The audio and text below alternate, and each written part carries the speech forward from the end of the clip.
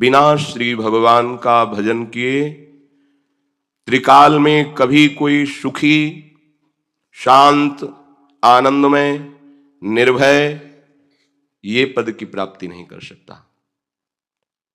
सुखी पद है जहां किसी वस्तु, व्यक्ति, किसी पदार्थ की मांग ही नहीं है, ऐसा सुख।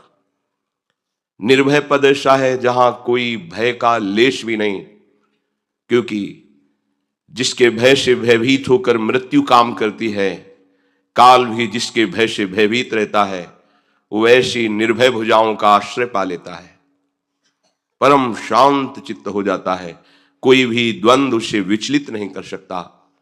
ऐसी अगाध महिमा है प्रभु की कि जो भक्त उनकी उपासना में अपने चित्त को समर्पित करता है, इतने समर्थ होते हुए प्रभु उसको इतना प्यार करते हैं कि जैसे बछड़े के पीछे गाय रंभाती डोलती है, ऐसे।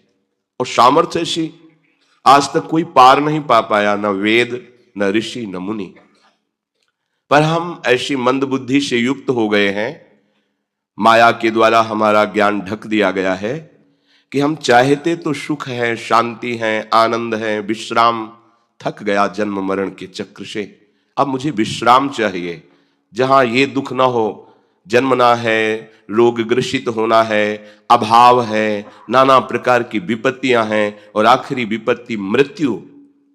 थक गया इनको भोगते भोगते। अब ऐसा विश्राम स्थल जहां इनका प्रवेश नहीं, वो है श्री भगवान। पर हमारी ऐसी मंद बुद्धि है कि हम विषयों के द्वारा सुखी होना चाहते हैं, और नाशवान शरीरधारियों के बल से हम निर्भय होना चाहते हैं, और धन संपत्ति के बल से हम बड़े होना चाहते हैं, लोक सम्मान से हम शांत होना चाहते हैं, हमारा बड़ा प्रतिष्ठा है, बड़ा मान है। ये भ्रम हो गया हमें, हमारी बुद्धि मंद पड़ गई है। अगर हमारे जीवन निर्वाह के लिए धन चाहिए ही, माना आपकी स्थिति नहीं है ऐसी, आपको धन चाहिए, तो आप अधर्म का आश्रय मत लीजिए। आप पापाचरण करके धन का संग्रह करेंगे, वो आपके परिवार को, आपके शरीर को, आपकी बुद्धि को, मन को महान अशांत कर देगा।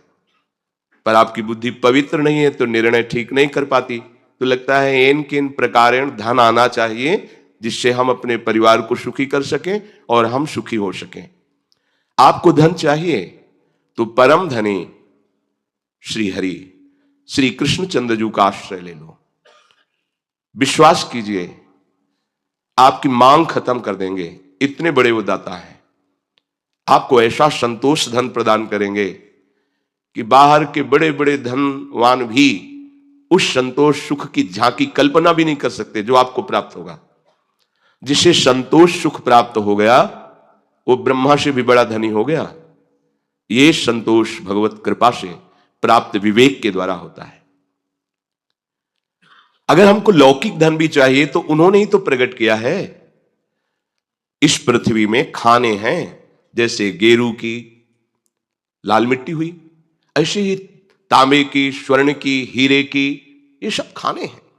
और एक भ्रकुटी के संकेत मात्र से माया ने सब रच दिया। आपको कुछ चंद रुपए चाहिए, कुछ थोड़ा सा हमें सुख सामग्री चाहिए, तो अधर्म का आचरण लेकर क्यों भटक रहे हो?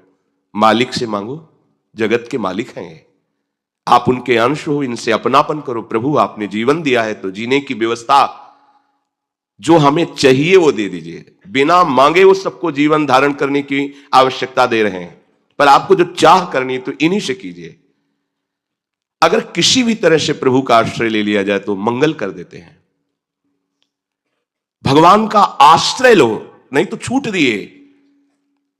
भगवान को दया नहीं आती? नहीं। क्यों? क्योंकि कष्ट है नहीं। जो भगवान का अंश आत्मा है उसे कभी कोई मार ही नहीं सकता, और शरीर टिक नहीं सकता, परिवर्तनशील है। उनकी दृष्टि में कोई दुख नहीं है। तुम्हारी दृष्टि में दुख, अगर निवृत्त करना चाहते हो दुख और भय को, तो पुकारो भगवान को, दूसरा उपाय नहीं। ये जो दूसरा उपाय लेते हो वो दुख ही है। दुख से दुख की निवृत्ति नहीं हो सकती। अगर हमें दुख से निवृत्ति, संकट से निवृत्ति पानी है तो श्री भगवान की। अश्वत्थामा को जब पांडवों ने निस्तेज कर दिया तो ब्रह्म ऋषि की संतान है, भले वो धनुर्वेद ज्ञाता है पर है तो ब्रह्म ऋषि। तो ब्राह्मणत्व से संपन्न और ब्रह्मास्त्र का ज्ञाता, उसने सोचा अब कुछ भी हो इनके वंश का ही नाश कर देंगे। कर सकता था, अगर भगवान का आश्रय हो तो निश्चित कर सकता था, क्योंकि उसमें ब्रह्म तेज भी विद्यमान था और ब्रह्मास्त्र का भी ज्ञाता था। तो उसने 5 बाण ब्रह्मास्त्र से संधान करके पांडवों के ऊपर छोड़े और 1 बाण ब्रह्मास्त्र से संधान करके उत्तरा के गर्भ में वंश निर्वीच कर दूंगा, ऐसा उसने संकल्प किया। ये अमोघ अस्त्र है ब्रह्मास्त्र, इसे कोई काट नहीं सकता। जैसे नारायणास्त्र है, कोई नहीं काट सकता। ये सब अमोघ दिव्यास्त्र हैं, ये भगवत स्वरूप है। अब तो इनके धारण करने की क्षमता ही नहीं, वो तेज ही नहीं, वो तप ही नहीं, वो मंत्र ही नहीं है। जो ही उत्तरा ने देखा कि ये जाज्वल्यमान ब्रह्म तेज से संपन्न ब्रह्मास्त्र आ रहा है, अब तो ये भस्म कर देगा, कोई नहीं बचा सकता, कोई नहीं बचा, ये ऐसा है कोई नहीं बचा सकता।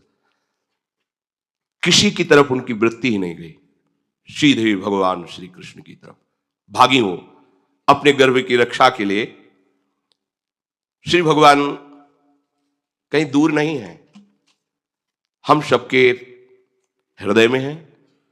हम जहां हैं वहां हैं, क्योंकि जब सब जगह हैं तो यहां भी हैं, सब में हैं तो हम में भी हैं, सबके हैं तो हमारे भी हैं।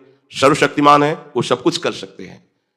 पाहि पाहि महायोगिन देव देव जगतपते नान्यम त्वद्भयम पश्ये यत्र मृत्यु परस्परम।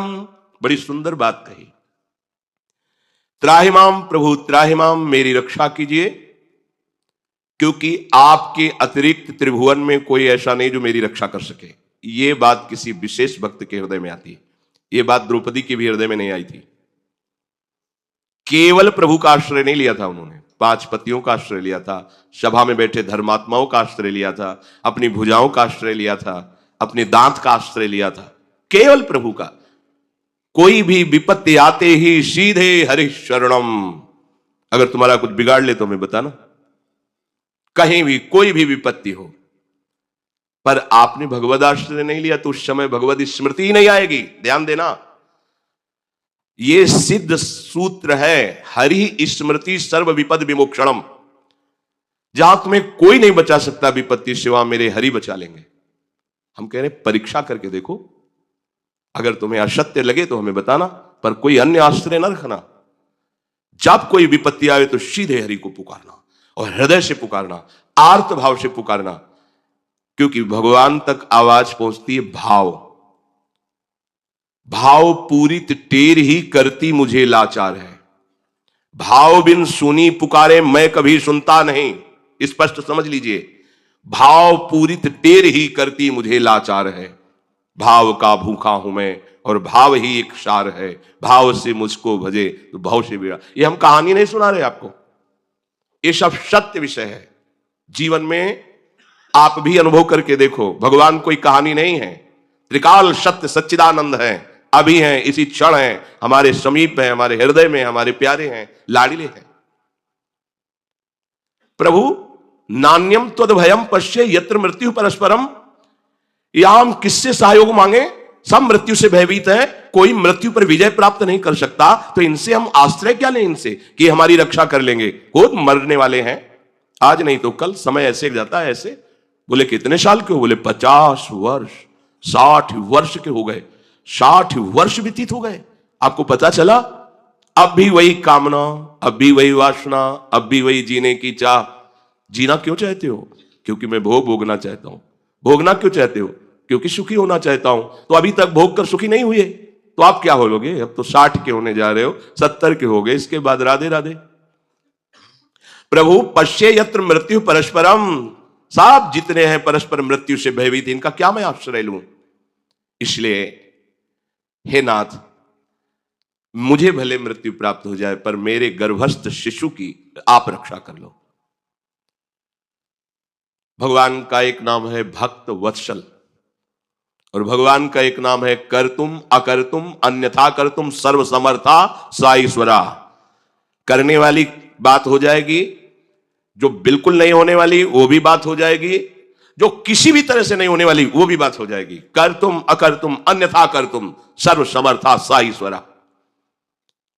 उपधार वचस्तस्या भगवान भक्तवत्सलः अपांडवमिदं कर तुम द्रोणेरस्त्रमबुध्यत। पांडवों से हीन कर दूंगा, निर्वीज कर दूंगा इस पृथ्वी को, ऐसा संकल्प करके घोर ब्रह्मास्त्र का संधान अश्वत्थामा ने किया था। पर भक्तवत्सल भगवान तुरंत सुदर्शन चक्र को आज्ञा करी, ब्रह्मास्त्र के तेज को शांत कर दो। भगवान का निज पार्षद सुदर्शन चक्र, जिसका त्रिभुवन में कोई जोड़ नहीं, सिर्फ भगवान, दूसरा कोई नहीं उसे शांत कर सके। सुदर्शन जी को कोई शांत कर दे, किसी में सामर्थ्य नहीं। भगवान लीला विहारी हैं, ये उन्हीं के दिव्य अस्त्र, उन्हीं के स्वरूप है। ब्रह्मास्त्र को एक क्षण में शांत किया, जो 5 ब्रह्मास्त्र पांडवों की तरफ आ रहे थे, और गर्भस्थ शिशु की रक्षा के लिए सुदर्शन को आदेश नहीं किया। आप तत्काल कवच बनकर के गर्भस्थ शिशु को ऐसे अंदर प्रवेश, भगवान के लिए कोई कठिन कार्य थोड़ी है। हृदय से गर्भ में आ गए और गर्भस्थ शिशु का कवच बन गए, तो ब्रह्मास्त्र क्या भगवान के श्री अंग का स्पर्श कर सकता है क्या? नहीं, भगवान के श्री अंग के तेज से तत्काल शांत हो गया, अंतर ध्यान हो गया।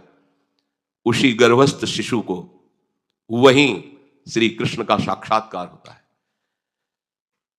जब वो बाहर प्रकट होते हैं तो उनका नाम परीक्षित रखा जाता है। वही समय परीक्षा, जिसको मैंने गर्भ में देखा वो कहां है, कौन है, कौन है?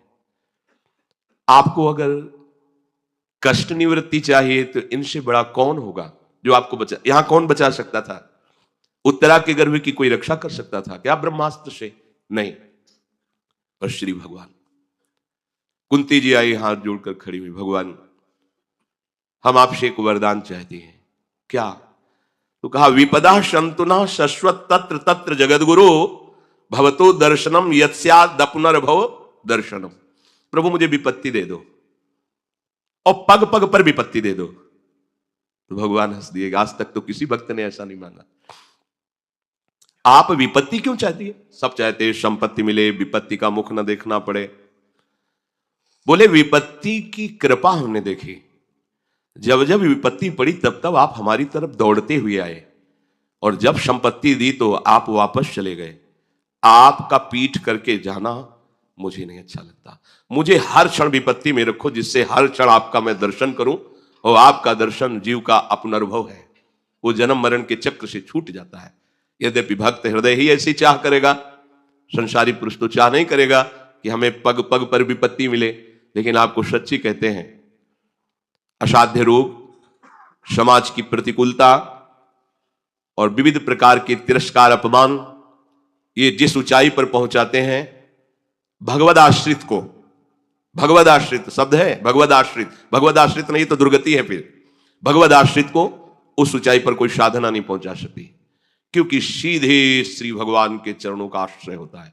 और आश्रित का फिर क्या, सोना भी वजन होता है, चलना परिक्रमा होता है, बोलना